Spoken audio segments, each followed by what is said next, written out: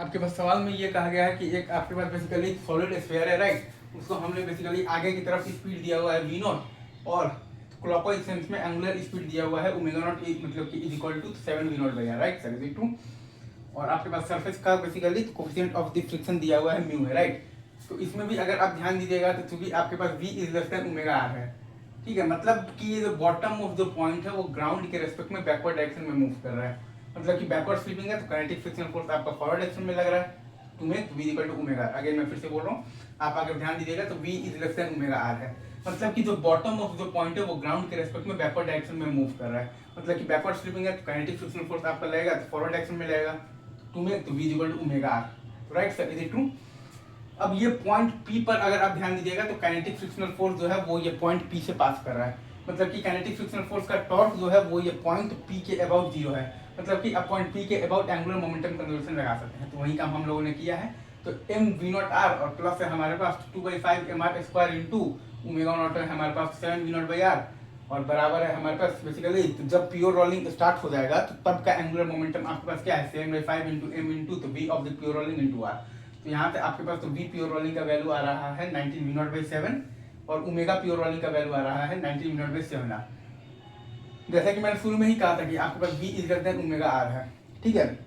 मतलब कि अगर आप बॉटम मोस्ट पॉइंट पर ध्यान दीजिएगा तो वो ग्राउंड के रेस्पेक्ट में बैकवर्ड डायरेक्शन में मूव कर रहा है, मतलब कि बैकवर्ड स्लिपिंग है तो काइनेटिक फ्रिक्शन फोर्स आपका लगेगा तो फॉरवर्ड डायरेक्शन में लगेगा तो टू मेक तो v equal to omega r। तो right sir, is it true.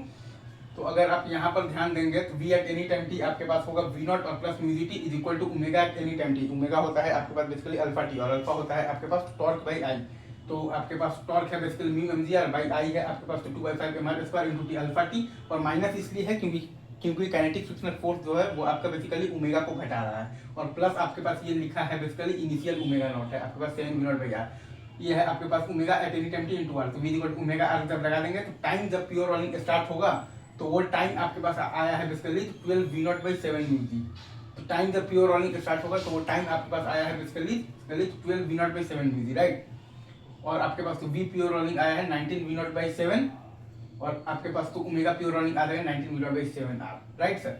अब अगर आप बेसिकली अगर आपसे कोई बोल दे कि work done by the kinetic frictional force बताइए भैया कि कितना होगा,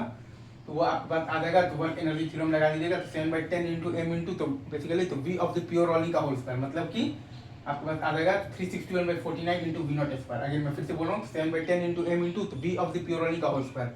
मतलब कि आ जाएगा आपके पास तो 361/49 इंटू v नॉट स्क्वायर और माइनस आ जाएगा आपके पास इनिशियल काइनेटिक एनर्जी, मतलब कि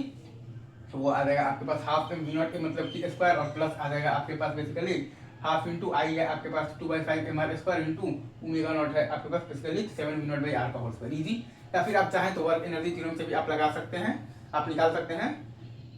ये हमने क्या निकाला है work done by the kinetic frictional force, तो omega r minus v into dt से स्लिपिंग हो रहा है और f बराबर है आपके पास mu mg। Omega r minus v into dt से आपके पास स्लिपिंग हो रहा है और f बराबर है मतलब कि आपके पास म्यू mg है, right sir, is it true. तो वहीं आप जब निकालिएगा तो आपके पास आ जाएगा माइनस इंटीग्रल फ्रॉम जीरो से लेकर जब प्योर रोलिंग स्टार्ट होगा तो 12 v not by 7 mu G और ये आपका लिखा हुआ है basically omega at any time t into R और माइनस है आपके पास तो v नॉट और plus mu G T into है आपके पास mu M G into D T. आप जैसे चाहें आप वैसे निकाल सकते हैं, आपको यहाँ पर पूरा सिचुएशन मतलब भाई दिखना चाहिए। और भाई अगर दिख रहा है तो आरबीडी के 160 लेक्चर्स स्वार्थ है, वरना भाई फिर से देखिए फिर से देखिए फिर से देखिए फिर से देखिए फिर से देखिए, ठीक है।